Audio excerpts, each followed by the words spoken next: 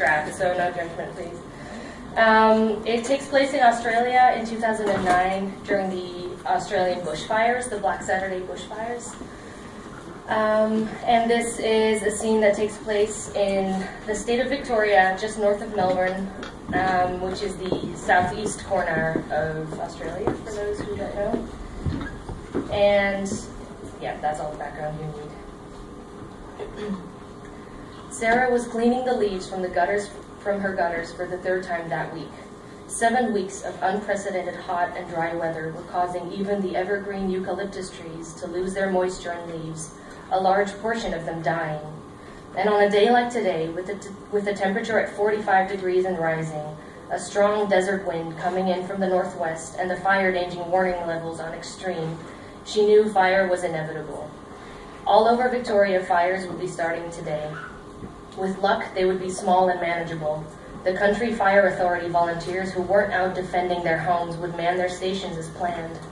Rural citizens had either left their homes early that morning or had prepared their houses for fire defense, like her. She was clearing the last of the leaves into the third and final bucket when a gum nut fell from the sky and landed on the tin roof, rolling down towards her. She picked it up. It was black, charred. Realizing what this meant, before the sense of dread and fear could fully take root in her body, she turned on her ladder and held the nut up to her neighbor, Joe, who stood at the foot of the ladder. "Go, now," she said.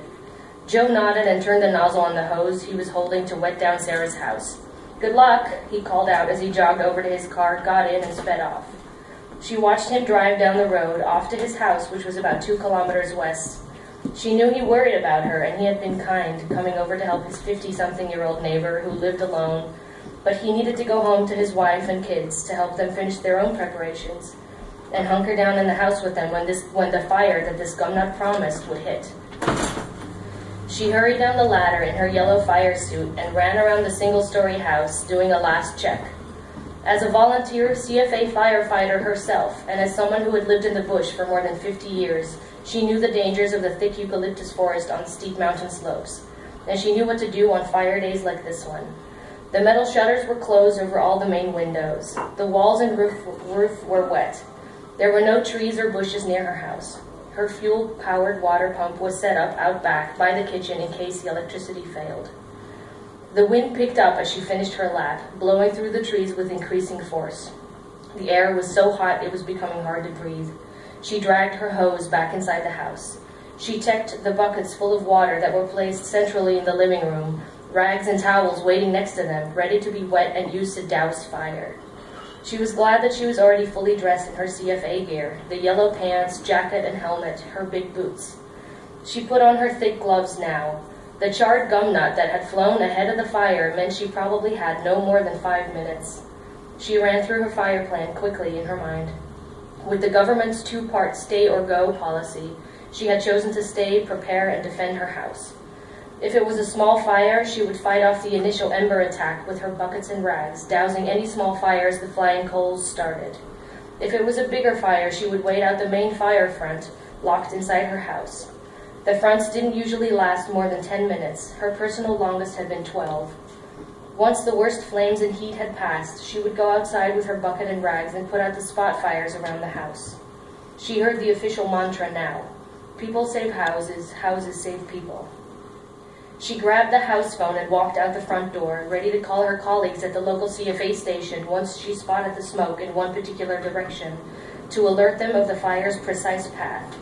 But before she could see any smoke or call anyone, the world exploded into sound. It was a roar like 1,000 jet planes, hot air thundering up the hillside through the trees towards her. She knew that sound, the primal roar of fire, as old as the earth itself and a familiar part of her childhood. The roar of breaking twigs, rattling branches, falling trees, bursting cells of plant sap, exploding trees, consuming fire. This roar, however, was bigger and louder than any she had ever heard. This roar was an army of dragons, and she knew in an instant that all the fires she'd fought in her life had been fireflies. She braced herself for the ember attack she knew would come, phone still in hand, and sure enough, a split second later, a deluge of fiery debris showered down on her like a hellish hailstorm, a blizzard of black and red coals, so large in number that she only had time to think the strangely coherent sentence fragment, "There is no way," before turning on her heel and running for the house. She would need shelter to survive. Dropping the phone, she slammed the door shut behind her and immediately turned to look through the little window in the wood.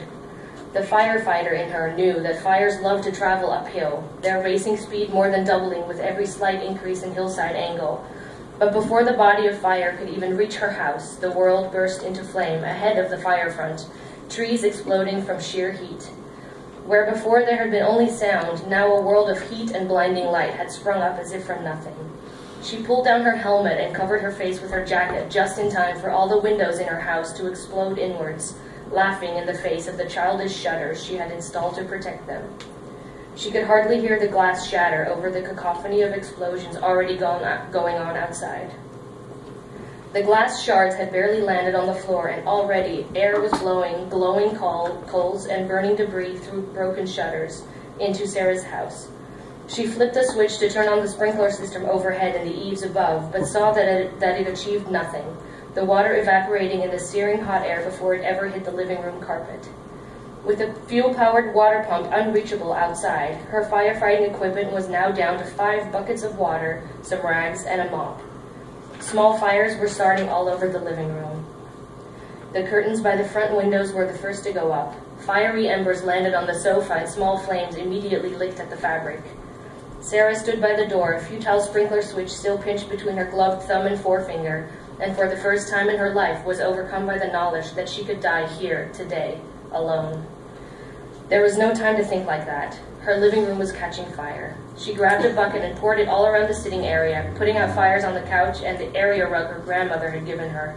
She ripped down the curtains and poured the last of the water on them. She looked up and saw that the thick beams of her eaves were on fire. How had that happened? Hot air was still flowing in from the windows, but no flames came from outside now that the worst ember attack was over, and there were no trees near the house. She knew the answer as soon as she considered the question. The wooden ceiling beams had ignited spontaneously from sheer heat. She picked up another bucket of water and tried to slosh it upwards, but it didn't reach the ceiling. She couldn't put it out. Abandoning the living room, she went to the door to the hallway and bedrooms and put her knuckles to the material, but recoiled at the heat that radiated from the structure. Smoke billowed from under the door. Looking around her house through the smudged visor of her helmet, she saw no way out. The main fire front and winds raged at the front door, and now shutterless windows. The backside of the house seemed to be burning. The kitchen had a small window that was too high up to climb out of, and even if she managed it, the fire front was raging at full capacity outside, and it was probably even worse than in here. Sweat ran down her face underneath her visor into her eyes. For a short moment, she was glad she had buried her most treasured keepsakes in the fireproof box out in the yard, mostly pictures of her parents, brother, late husband, and the daughter who now lived in Melbourne. She looked around the living room where they had celebrated so many Christmases. It was now properly on fire in 4 different places, flames tall and licking the walls. The ceiling was burning. Then she spotted the chimney, that extra-wide double-brick hearth. Fireproof by design. From some deep alcove in her brain, she dug up a memory of some rural houses in ruins after a fire. Only the chimneys remained standing while the rest of the houses had collapsed into a molten and warped heap. She abandoned all tried and tested firefighting skills she had accrued over the years. None of it was of any use at this point. She kicked away the remainders of logs and ashes from the fireplace and climbed into the chimney as the living room caught fire. She stood up straight, her head in the sooty darkness, her legs exposed to the heat of the fire but protected by the yellow fire suit and her combat boots. She felt the heat intensify and knew that if she somehow made it through, she would have burns all over her legs. But it beat the alternative. As long as there was enough oxygen in the air outside while the fire raged, she'd manage in here for a few hours, she guessed. This was an experiment of life and death proportions. For a second, she considered taking off her gloves and jacket and finding the mobile phone in her jeans pocket to call the CFA. But she knew that even if she got a dial tone, they could never send a truck. There were dozens of houses like hers in this area, and they'd all be in trouble too, and the CFA had a whole fire to fight. No, she was in this alone. Thank you.